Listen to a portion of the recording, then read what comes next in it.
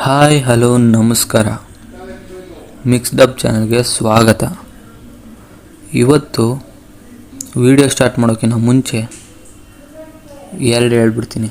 ಒಂದು, please subscribe ಮಾಡಿ. Views ಬರ್ತಿದೆ, ಆದರೆ ಯಾರೂ ಸಬ್ಸ್ಕ್ರೈಬ್ ಮಾಡ್ತಿಲ್ಲ. ವ್ಯೂಸ್ ಬರೋಷ್ಟು ಸಬ್ಸ್ಕ್ರೈಬ್ ಮಾಡಿದರೆ ನನಗೆ ತುಂಬ ಮೋಟಿವೇಶನ್ ಸಿಕ್ಕಿರೋದು. ಪ್ಲೀಸ್ ಸಬ್ಸ್ಕ್ರೈಬ್ ಮಾಡಿ. ಆ್ಯಂಡ್ ಇನ್ನೊಂದೇನೆಂದರೆ, ಈ ವಿಡಿಯೋ ನೋಡೋದಕ್ಕಿಂತ ಮುಂಚೆ ಈ ಮೂವಿನ ನೋಡಿಲ್ಲ ಅಂತಂದರೆ ಕನ್ನಡದಲ್ಲೇ ಇದೆ, ಫಸ್ಟ್ ಹೋಗಿ ನೋಡಿ. ಯಾಕಂದರೆ ಇದು ನೋಡಿರೋರಿಗೆ ಮಾತ್ರ ಅರ್ಥ ಆಗೋದು, ಯಾರಿಗೂ ಅರ್ಥ ಆಗೋದಿಲ್ಲ. ಸೊ ವಿಡಿಯೋ ಸ್ಟಾರ್ಟ್ ಮಾಡೋಣ. ನೀವೆಲ್ಲ ನೋಡಿರ್ಬೋದು ಮಹಾರಾಜ ಮೂವಿಯಲ್ಲಿ ಆ ಸ್ನೇಕ್ ಏನಕ್ಕೆ ಬರುತ್ತೆ, ಸಡನ್ನಾಗಿ ನೀರೊಳಗೆ ಬೀಳುತ್ತೆ.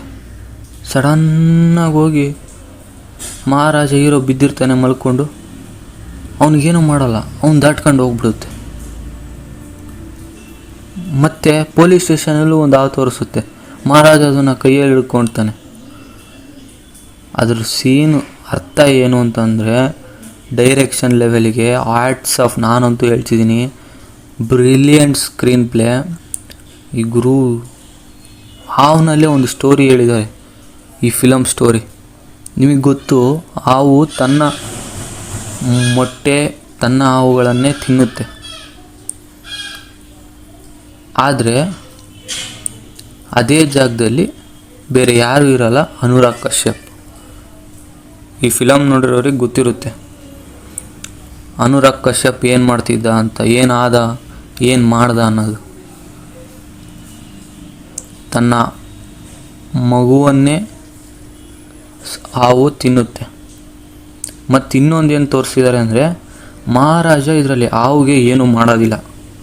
ಅದೇ ಥರನೇ ಅನುರಾಗ್ ಕಶ್ಯಪ್ ವಿಲನ್ನಿಗೂ ಏನೇನೂ ಮಾಡೋದಿಲ್ಲ. ಇವೆರಡು ಸೀನು ಫುಲ್ ಸ್ಟೋರಿನೇ ಹೇಳ್ಬಿಡುತ್ತೆ ಹಾವಿಂದು, ಅಂದರೆ ಅನುರಾಗ್ ಕಶ್ಯಪಿಂದು. Brilliant detailing. ಇದು ಅಸುಲಭವಾಗಿ ಯಾರು ಗಮನಿಸಲ್ಲ, ಏನೋ ಹಾವು ಬಂತು ಹೋಯ್ತು ಅಂತ. ಆದರೆ ಡೈರೆಕ್ಟರು ಹ್ಯಾಟ್ಸ್ ಆಫ್ ಗುರು. ಮತ್ತಿನ್ನೊಂದು, ಎಲ್ಲರೂ 50th ಫಿಲಮ್ನ ಸಕ್ಸಸ್ ಮಾಡೋಕ್ಕಾಗಲ್ಲ, ಆದರೆ ವಿಜಯ್ ಸೇತುಪತಿಗೆ ಸಕ್ಸಸ್ ಆಗಿದೆ. ಈಗ ಎಲ್ಲ ಕಡೆಯಿಂದ ಆ ಮೂವಿಗೆ ಮೆಚ್ಚುಗೆ ಬರ್ತಾಯಿದೆ.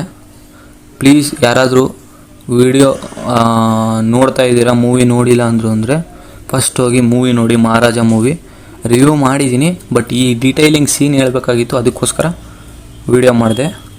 Thank you for watching. ಎಂಥ ಬ್ರಿಲಿಯಂಟ್ ಸ್ಕ್ರೀನ್ ಪ್ಲೇ. ಅದಕ್ಕೋಸ್ಕರ ಪ್ಲೀಸ್ ಲೈಕ್ ಮಾಡಿ ಆ್ಯಂಡ್ ಸಬ್ಸ್ಕ್ರೈಬ್ ಮಾಡಿ. ಬಾಯ್ ಬಾಯ್, ಮತ್ತೆ ಸಿಗೋಣ.